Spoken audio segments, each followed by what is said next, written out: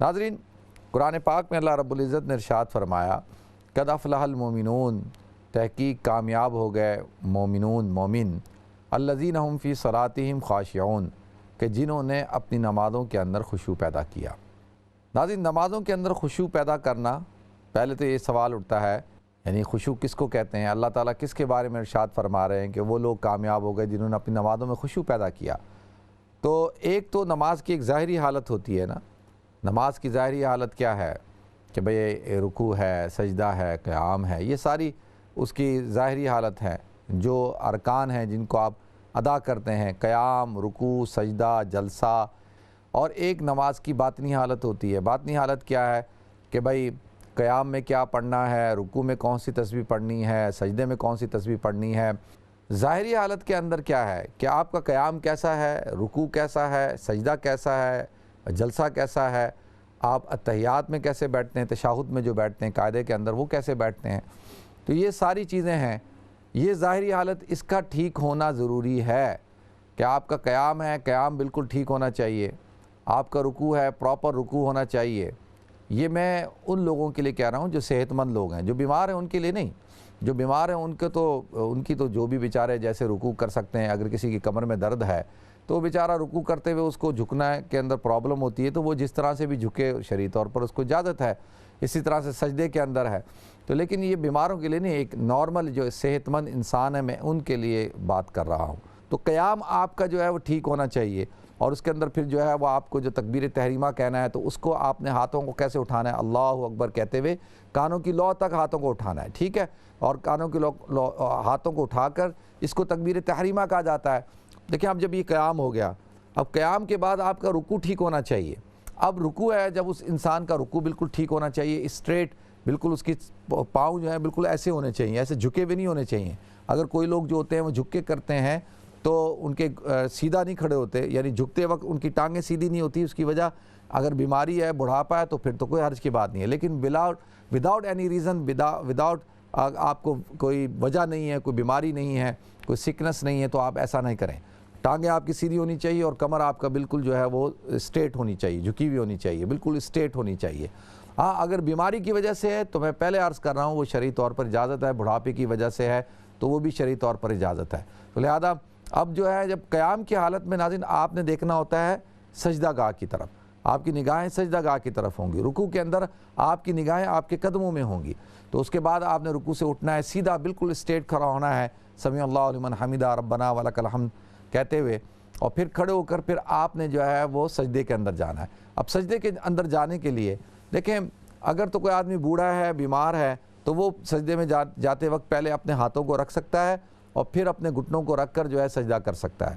اور جو تو بیمار نہیں ہے تو اس کو پہلے جو ہے وہ اپنے جیسے جائے گا تو سب سے پہلے اس نے اپنے جھکتے ہوئے اپنے گھٹنوں کو نیچے رکھنا ہے اور پھر اس نے جو ہے وہ اپنے ہاتھوں کو سامنے رکھ کر جو ہے وہ اس نے سجدے کے اندر جانا ہے۔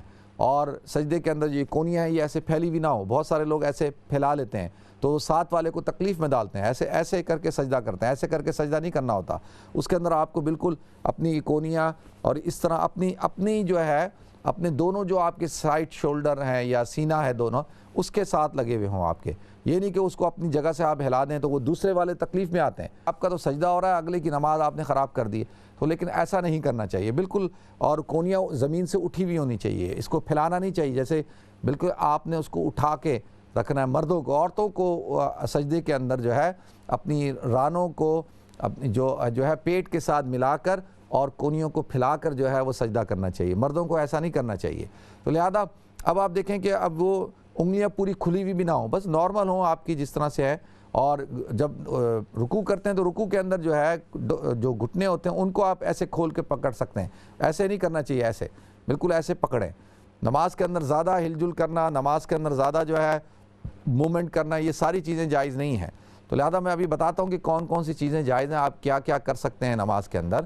لیکن یہ اب آپ نے اس کو کہتے ہیں ناظرین، یہ خضوع ہے، یعنی آپ کا جو نماز کے اندر قیام، رکوع، سجدہ، جلسہ، قاعدہ آخیرہ، قاعدہ اولیٰ، تشہد، یہ ساری چیزیں جو ہے آپ نے وقار کے ساتھ ادا کی، اور جس طرح سے آپ کو بیٹھنا چاہیے تھا، کھڑا ہونا چاہیے تھا، رکوع کرنا چاہیے تھا، آپ نے اس طریقے سے کیا۔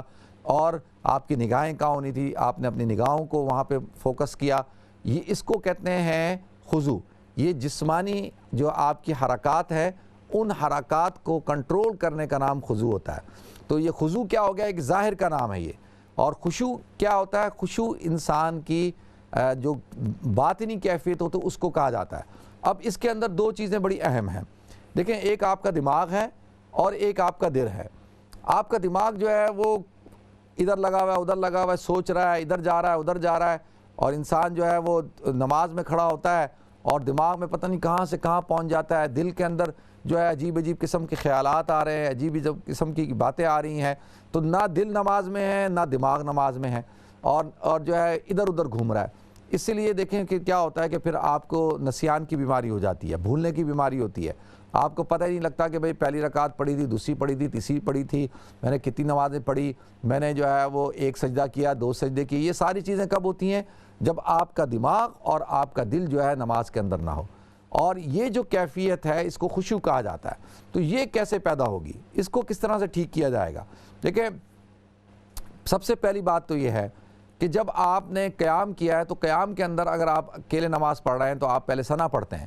تو جب آپ ثنا پڑھ رہے ہیں سبحانک اللہم و بحمدک و تبارک اسمک و تعالی جدک و لا الہ غیرک، تو آپ جب یہ پڑھ رہے ہیں اس پڑھنے کی طرف آپ کا فوکس ہونا چاہیے، آپ کا دھیان پورا اس کی طرف ہونا چاہیے. پھر آپ جب سورہ فاتحہ پڑھ رہے ہیں تو سورہ فاتحہ کی طرف آپ کا پورا دھیان ہونا چاہیے کہ آپ اس کو پڑھ رہے ہیں، اس کو سمجھیں کہ اللہ تعالیٰ اس کو کیا کہہ رہے ہیں. اسی طرح سے اس میں کیا کہہ رہے ہیں، سورت پڑھ رہے ہیں تو اس کو سمجھیں. تو اور پورا فوکس آپ کا کس طرف ہونا چاہیے، اس طرف کہ آپ نماز کے اندر کیا پڑھ رہے ہیں. جب آپ رکوع کے اندر جاتے ہیں تو سبحان ربی العظیم، پاک ہے وہ ذات جو میرا رب جو کہ عظیم ہے. اب آپ جب یہ تسبیح پڑھ رہے ہیں تو آپ تصور میں اپنے رب کو لا رہے ہیں اور اس کی عظمت کو لے کر آ رہے ہیں، اور بڑے ہی دل جمی کے ساتھ اور تضرع کے ساتھ آپ اس ذکر کو کر رہے ہیں. جب آپ سجدے میں جاتے ہیں تو آپ کہتے ہیں سبحان ربی الاعلیٰ. تو لہذا اب اس کے اندر آپ کا پورا دھیان ہے کہ آپ کا رب جو ہے وہ عظیم ہے، اعلیٰ ہے، بڑا ہے اور بلند و بالا ہے. تو لہذا اب جب ان تسبیحات کی طرف، جب آپ اتحیات میں بیٹھے ہوئے ہیں تو اتحیات کی جو پڑھ رہے ہیں، تحیات للہ والصلوات والطیبات والسلام علیکہ، اسی طرح سے درود شریف پڑھ رہے ہیں اللہم صلی علی محمد وعلی آل محمد، اسی طریقے سے آپ دعا پڑھ رہے ہیں. تو اس سارا دھیان آپ کا جو ذکر ہے، آپ کی جو دعائیں ہیں ان کی طرف ہے. تو اب جب آپ کا پورا دھیان جو ہے اپنی دعاؤں کی طرف ہے، اپنے ذکر کی طرف ہے، اور آپ نے اپنا دماغ بھی پورا وہاں لگایا ہوا ہے، آپ نے اپنا دل بھی وہاں لگایا ہوا ہے، تو اب کیا ہوگا کہ اس کو کہتے ہیں ناظرین خشوع. اور جتنا زیادہ آپ کی نماز کے اندر خضوع اور خشوع ہوگا اتنی ہی نماز جو ہے آپ کی اللہ کے دربار میں قبولیت حاصل کرے گی. ایک صحابی آتے ہیں، وہ آ کے نماز پڑھی، انہوں نے جلدی نماز پڑھی اور نماز پڑھ کے جانے لگے. تو اللہ کے رسول صلی اللہ علیہ وسلم نے ان کو کہا کہ دیکھو تم جو ہے صلو کما رأیتمونی اصلی، صلی فإنک لم تصلی، نماز پڑھ کیونکہ تو نے نماز نہیں پڑھی. تو انہوں نے پھر تیزی سے پڑھی، کہا نہیں دوبارہ پڑھو. تو جب 3 دفعہ کہا تو کہا کہ دیکھو صلو کما رأیتمونی اصلی، ایسے نماز پڑھو جیسے کہ تم مجھے نماز پڑھتا ہوا دیکھتے ہو. تو یہاں پر کیا تھا، یہاں پر ناظرین جو خشوع اور خضوع تھا وہ تو ہم اللہ کے نبی کی باطنی کیفیات تک تو پہنچ ہی نہیں سکتے نا. ان کا جو دھیان اور ان کا جو رجحان اور ان کا جو ملان تھا اور ان کی جو فوکس تھا اس تک تو ہم پہنچ ہی نہیں سکتے. تو یہاں پر جو حکم دیا گیا وہ دیا گیا ظاہری حالت کو کہ بھئی اتنی تیزی کے ساتھ رکوع، اتنی تیزی کے ساتھ سجدہ، اتنی تیزی کے ساتھ قیام کہ بالکل جو ہے وہ آپ کا رکوع ٹھیک نہیں ہو رہا اور آپ کا جو ہے قیام ٹھیک نہیں ہو رہا، آپ کا جو ہے وہ سمیع اللہ لمن حمدہ رکوع کے بعد آپ بالکل سیدھے کھڑے نہیں ہوتے. اب بہت سے لوگ جاتے ہیں اللہ اکبر رکوع میں گئے اور رکوع سے سجدے میں چلے گئے.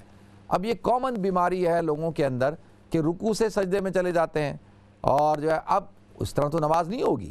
تو لہذا ہر رکن کو پراپر ادا کرنا ہے، اور رکوع کی تسبیح کو جیسے سبحان ربی العظیم کو 3 دفعہ تو کم سے کم پڑھنا ہی پڑھنا ہے. آپ 5 دفعہ بھی پڑھ سکتے ہیں، 7 دفعہ بھی پڑھ سکتے ہیں. اسی طریقے سے جو ہے آپ جو ہے وہ سجدے کی جو تسبیح ہے اس کو بھی 3 دفعہ بھی پڑھ سکتے ہیں کم سے کم، اور زیادہ سے زیادہ 7 دفعہ بھی پڑھ سکتے ہیں اور زیادہ دفعہ بھی پڑھ سکتے ہیں.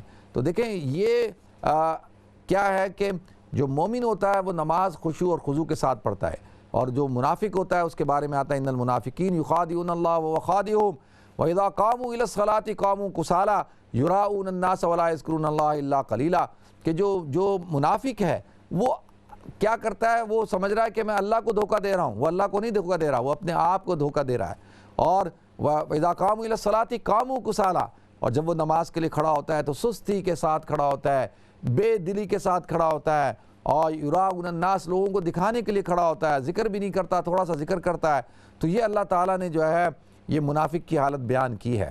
تو لہذا اسی لیے آتا اللہ کے رسول صلی اللہ علیہ وسلم نے ارشاد فرمایا کہ بہت سارے نماز پڑھنے والے ایسے ہیں کہ ان کی نماز جو ہے ایک گندے کپڑے میں لپیٹ کر ان کے منہ پہ مار دی جاتی ہے۔ تو لہذا نماز پڑھیں، سکون کے ساتھ پڑھیں، اطمینان کے ساتھ پڑھیں۔ اگر آپ کو ٹوائلٹ جانا ہے تو پہلے آپ ٹوائلٹ چلے جائیں، اگر آپ کو استنجا کرنا ہے تو پہلے آپ استنجا کریں، اگر آپ کو بھوک لگ رہی ہے تو پہلے آپ کھانا کھا لیں، اگر آپ بہت تھکے ہوئے ہیں تو تھوڑا سا آرام کر لیں اور جو ہے چائے شائے پی لیں، ریلیکس ہو جائیں، تاکہ اور بہت زیادہ آپ کو سستی کاہلی ہو رہی ہے تو آپ اچھی طرح سے غسل کریں یا وضو کریں۔ دیکھیں جس شخص کا وضو اچھا ہوگا اس کی نماز اچھی ہوگی، جس کا وضو اچھا نہیں ہوگا اس کی نماز اچھی نہیں ہوگی، جس کا استنجا پراپر ہوگا اس کی نماز پراپر ہوگی، جس کا استنجا پراپر نہیں ہوگا، وضو پراپر نہیں ہوگا، اس کی نماز بھی پراپر نہیں ہوگی۔ تو لہذا نماز کو بہتر کرنے کے لیے سب سے پہلے آپ کو اپنے وضو کو بہتر کرنا ہوگا، اور وضو کے اندر جو ہے آپ کو فرائض کا خیال رکھنا ہوگا، سنتوں کا خیال رکھنا ہوگا، دعاؤں کا خیال رکھنا ہوگا۔ تو جتنا فوکس آپ کا وضو کے اوپر ہوگا اتنا ہی فوکس پھر آپ اپنی نماز کی طرف بھی کریں گے، اور پھر آپ پھر یہ جو نماز ہے، پھر یہ نماز وہ ہوگی کہ ان الصلاۃ تنہی عن الفحشاء والمنکر، کہ نماز جو ہے پھر انسان کو بے حیائی اور فحاشی اور منکر کاموں سے روکے گی۔ لیکن اگر جو ہے وہ نماز، دیکھیں آج کی نماز ہمیں بے حیائی سے، فحاشی سے اور برائی سے روک نہیں رہی، تو اس کا مطلب یہ ہے کہ ہماری نماز ٹھیک نہیں ہے۔ جب ہماری نماز ٹھیک ہو جائے گی تو یہ ساری چیزوں کو ٹھیک کرے گی۔ تو لہذا ناظرین یہ خشوع اور خضوع ہے۔ اللہ تعالیٰ مجھے اور آپ کو، ہم سب کو صحیح طور پر نماز پڑھنے کی توفیق عطا فرمائے اور نماز کے اندر خشوع اور خضوع عطا فرمائے۔